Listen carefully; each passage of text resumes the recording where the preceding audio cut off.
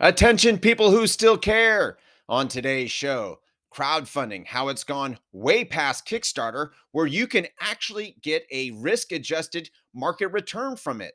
But before we get into that, I first want to tell a story. This entire week, I have been replaying episodes of my limited series podcast called The Stakeholder Enterprise. And today, I'm going to replay the episode on crowdfunding. Now, this episode I created after I completed my limited series, the 6 episodes done. But after each episode, the solution was some various form of crowd investing, how we can all take part in doing something. So, crowd investing is either crowd lending, equity crowdfunding, or real estate crowdfunding. And I didn't even call it that during the podcast because there wasn't a word, didn't exist.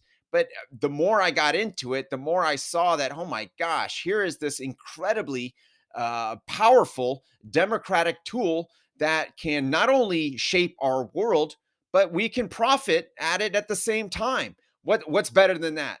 So, without further ado, here is the episode on crowdfunding, crowd investing, and I hope you enjoy it. Before we get started, let's do a quick 90-second review of investing basics. Equity and debt. These are the two main options all investors have when it comes to getting a financial return on their money. There is also an alternative class of investments such as commodities, real estate, and crypto, to name a few. However, we're going to focus on the two main asset classes of equity and debt. An equity investment is buying ownership or shares of a company. Almost all equity investments today are made through the stock market. Investors buy shares from other investors, which use brokers to complete the sale. Financial gains are made with dividends or the distribution of the company's earnings, or when a shareholder sells a stock for a higher price than what they bought it for. A debt investment is loaning money and collecting interest on that loan. The vast majority of debt investments made today are done by either banks or institutional investors. Debt investments available to individuals are primarily loans to corporations, municipalities, or state and federal governments. These loans are known as bonds. Crowdfunding investing is when a large group of people pool small amounts of money to finance either a new business venture or a loan. For example, if there are 800 individual investors and they each contribute $25, then they can crowdfund a $20,000 debt consolidation loan. Crowdfunding investing is primarily debt investments, with one exception, which is investing in startup companies. This high-risk, high-reward equity crowdfunding investment allows individuals to invest directly into a founder's vision and not in an established company. These types of investments have only been legally allowed to retail investors since 2015. Crowdfunding debt investments currently fall into three categories. First are peer-to-peer personal loans, which are individuals loaning other individuals money. Then there are real estate loans, and lastly, small business loans. All three categories do not use banks or financial institutions, but instead they connect borrowers with lenders through an online crowdfunding platform. Let's go back with that debt consolidation loan example. On the borrower side, it works something like this. Let's say someone, we'll call him Peter, has 4 high-interest credit cards totaling $20,000 of debt. Now, Peter can go to a peer-to-peer lending platform and apply for a $20,000 debt consolidation loan. Peter's loan application then goes through underwriting by the peer-to-peer lending platform, where his income and credit score is verified. Finally, his loan is crowdfunded by those 800 investors contributing $25 apiece. Both real estate and small business loans are crowdfunded in similar fashion. So now that we know what crowdfunding investing is, why is it so important? First off, it decentralizes power. In the past, only banks or high net worth individuals were allowed to invest in startup companies. This small group of investors were able to dictate which projects got financed and which didn't, creating additional barriers for women and minority entrepreneurs seeking venture capital.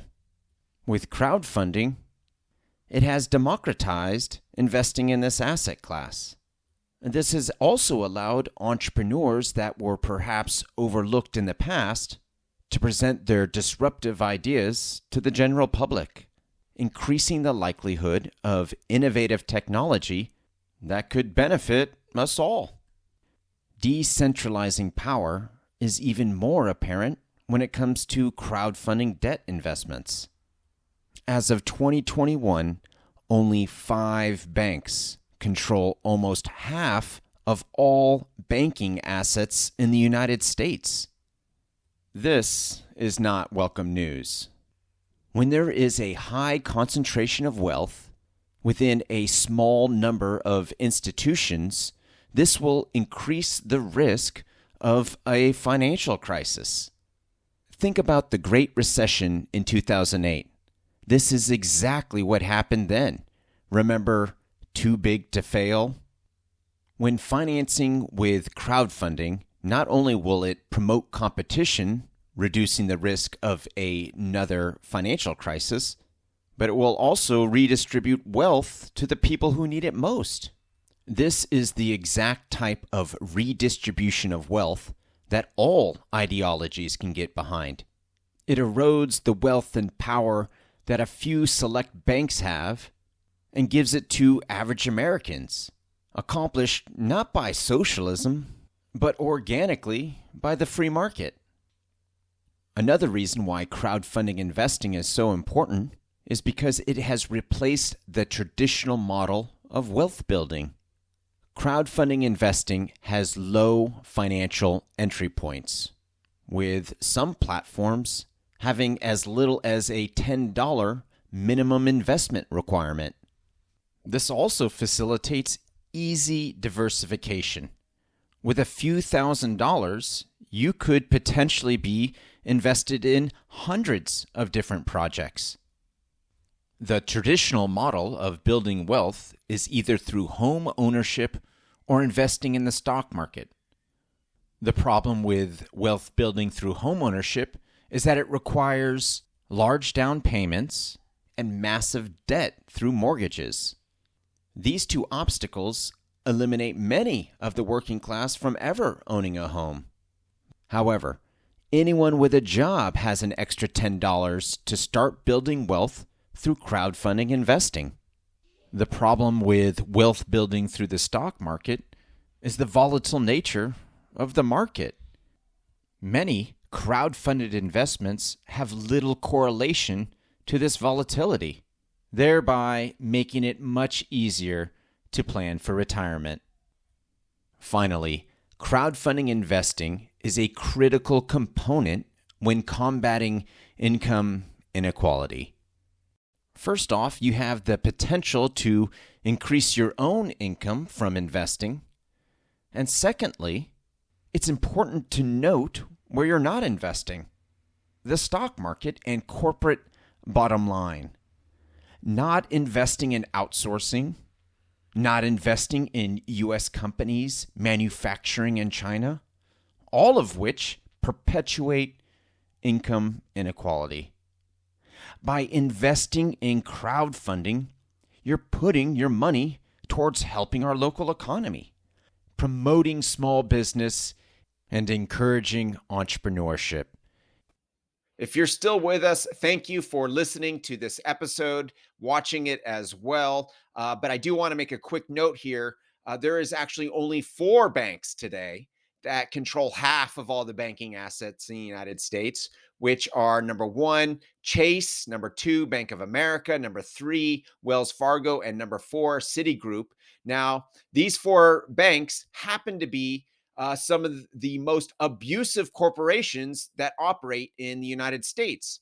According to the Violation Tracker Project, which tracks all corporations operating in the United States and the fines and settlements that they had to publicly give out, and they rank it. So, guess who is the most abusive corporation in the United States? Bank of America. What's number 2? Chase. Number 5, Wells Fargo. And number 6 is Citigroup. So, not only do these banks control half of all of our banking assets, but they are abusing the public like no other industry is. So, if you'd like to know how to take power from and wealth from the big banks and the large corporations and our divisive politicians, go to stakeholderenterprise.com.